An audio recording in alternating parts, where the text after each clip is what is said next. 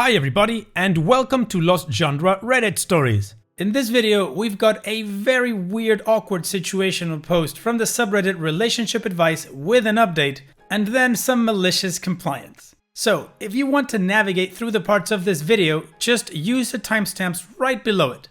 Now, let's get started with the first story.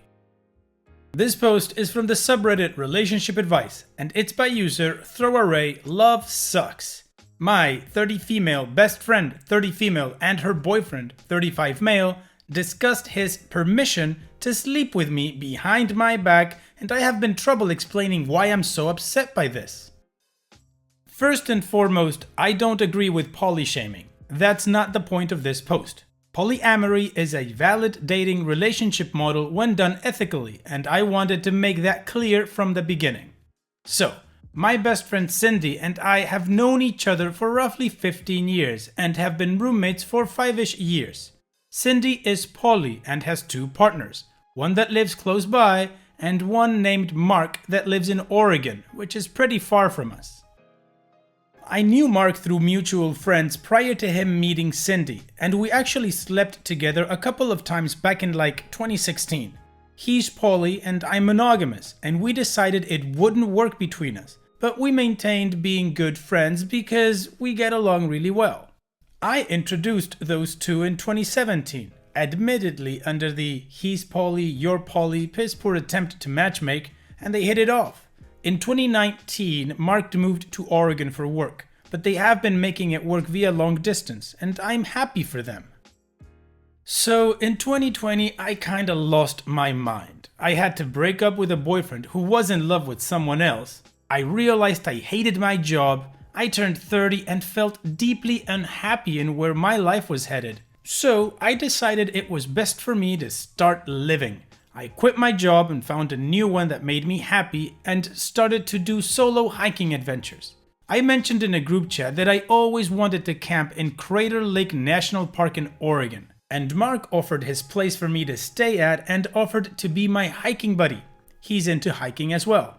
Cindy hates camping, hiking, and nature, but was excited for us to have fun and even helped me plan the trip. Until 2 weeks ago.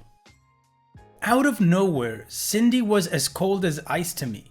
We take turns cooking, and suddenly on her nights to cook, she would only make one portion and leave me nothing.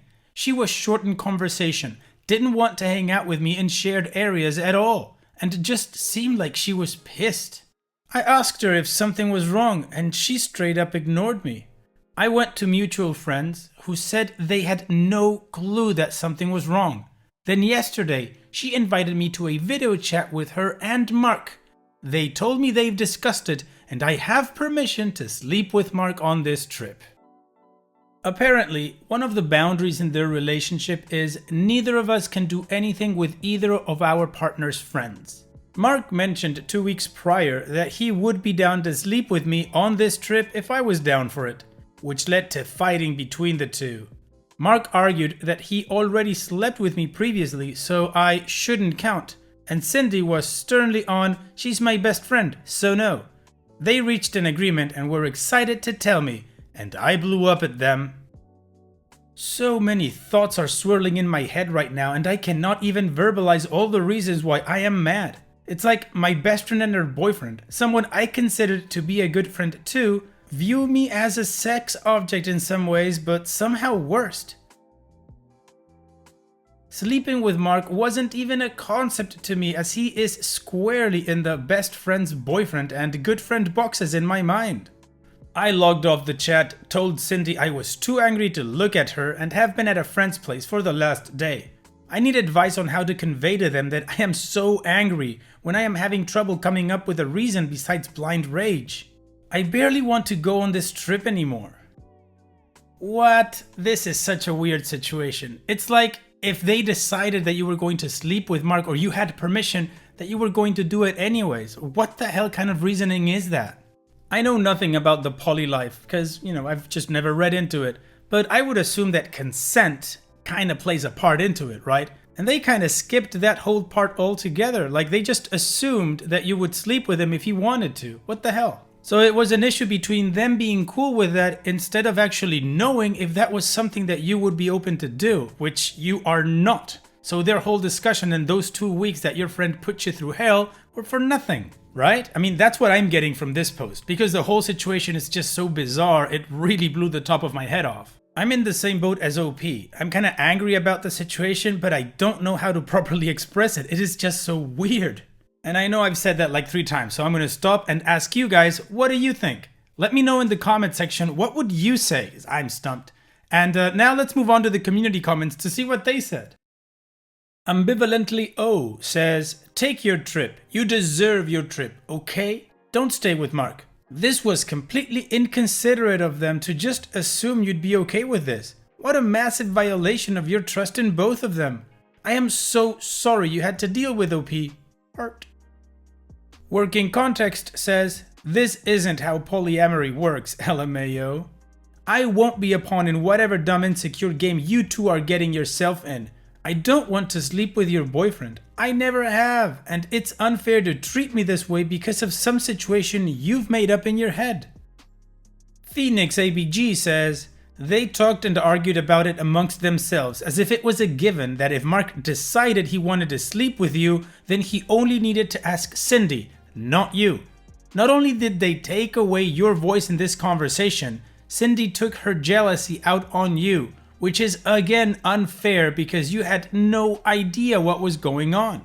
Had you asked to sleep with Mark, that'd be one thing. But Mark doesn't just have to ask Cindy if he can sleep with someone else. He also has to ask that someone else, in this instance, you. Also, it sounds like this might have insulted you on an ethical level. If they're assuming you'd be willing to sleep with your friend's boyfriend, knowing you're a monogamous type person, what does that mean they think of you as a person? If I were you, I would not go on this trip. Even if things settled, it'd take astronomical social skills to get past the lingering awkwardness. OP's edit response.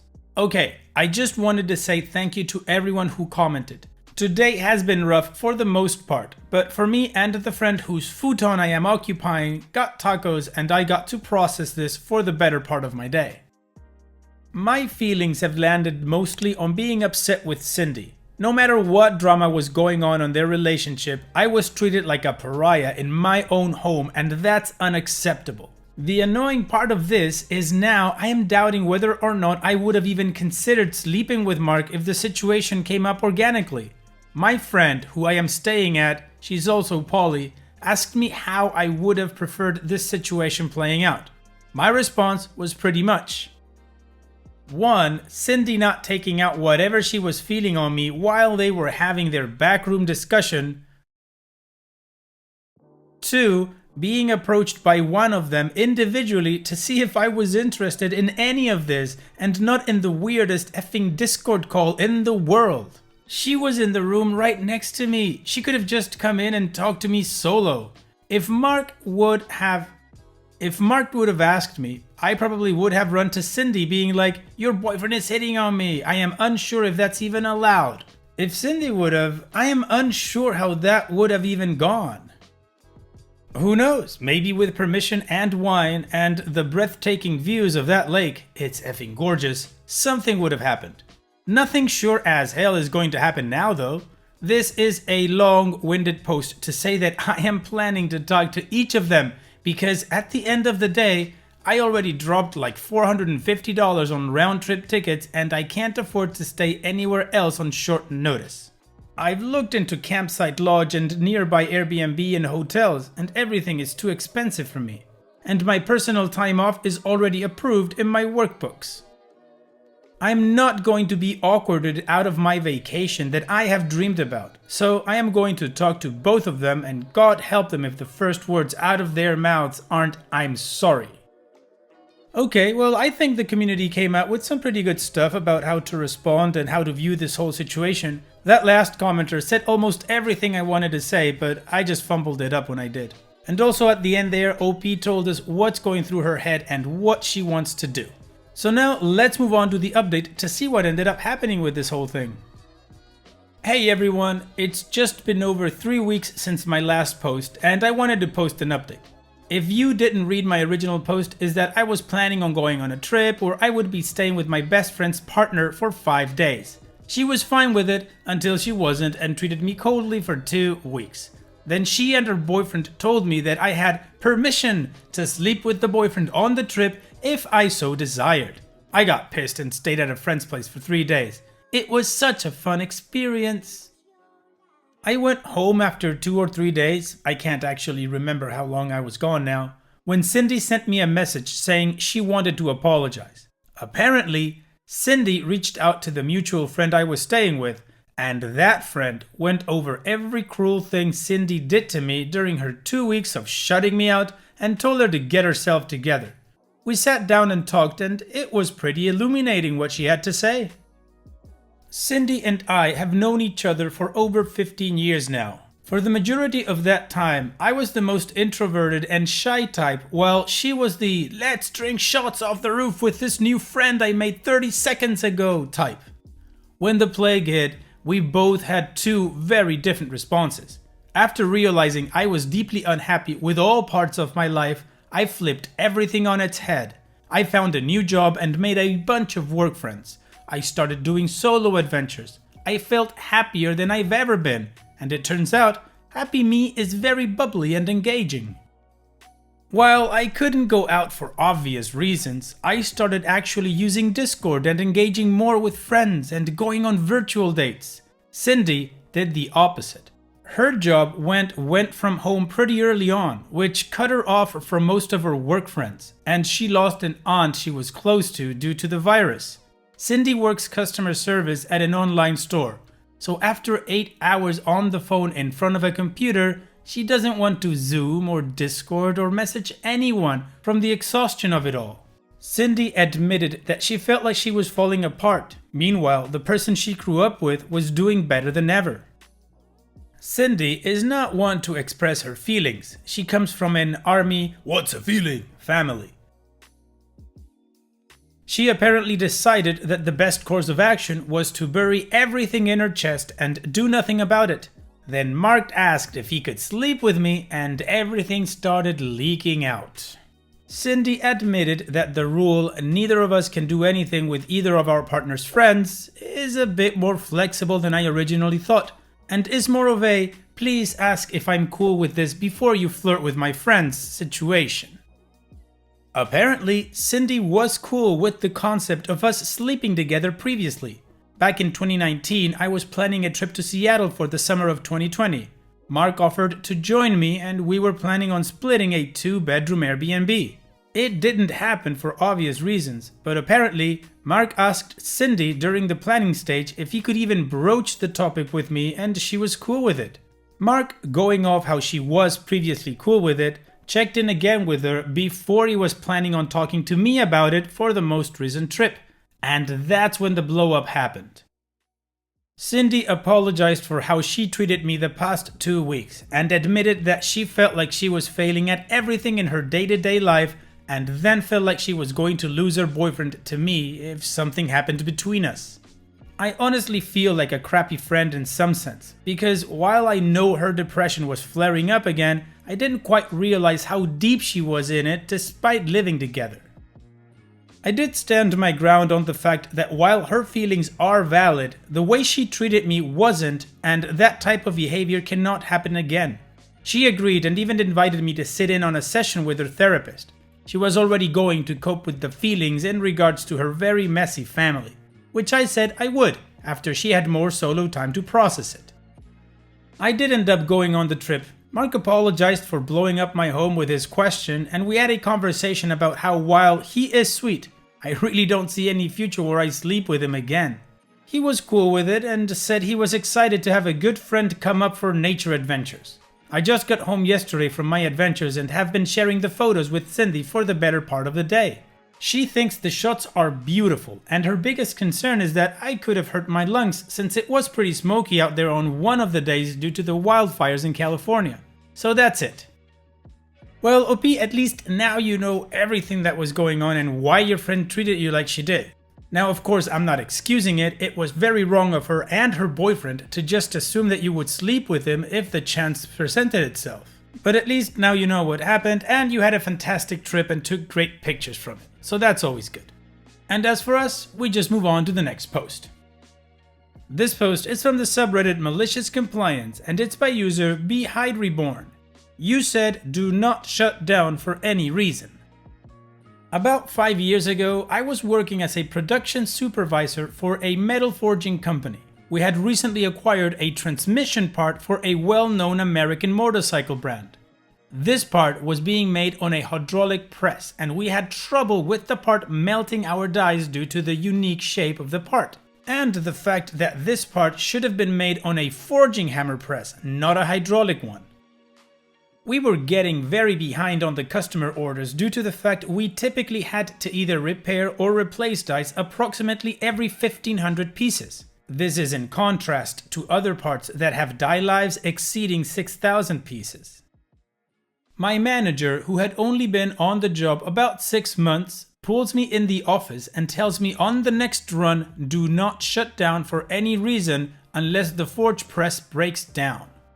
I tried to clarify that the dies would not last and I would have to stop the process occasionally to replace dies. He was emphatic that under no circumstances was I to shut down the process. He even went so far as to email me a reminder of this. Hopefully you can see where this is going. Over the next run, we do not stop, even though my quality control guy is losing his mind over how bad the parts are. I tell him, don't worry, it's all on me and my head, as he doesn't know about my manager's demand.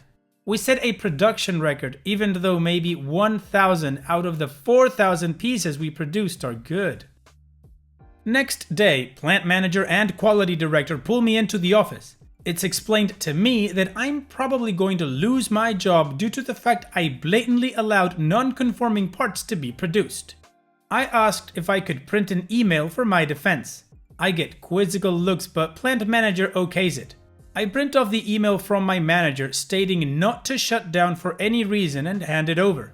My manager gets his ass reamed. I get a firm reminder that regardless of demand, we must assure quality over quantity, and that the only reason I was not terminated was the fact I was acting under explicit direction from a manager. Well, OP, you did what they asked you to do, you just followed instructions. You did raise the flag, but you were ignored. The one part that does piss me off a lot about this situation is that you were going to be terminated for this thing. However, your manager, who is the genius behind this whole idea, only gets his ass reamed. That's fair, right? And it's that time that we've reached the end of the video. I hope you enjoyed today's stories. I certainly did reading them to you. So if you did, then go ahead and give the video a like, and don't forget to subscribe to the channel and become a member of our Discord community that just keeps growing and it is fantastic. And like I said in the beginning of the video, all of the relevant links are in the video description below, so be sure to check them out. And finally, I'd like to thank you all for taking the time to watch this video. It really does mean a lot to me that you guys enjoy this content, so thank you once again. And having said all that, I will see you guys in the next video.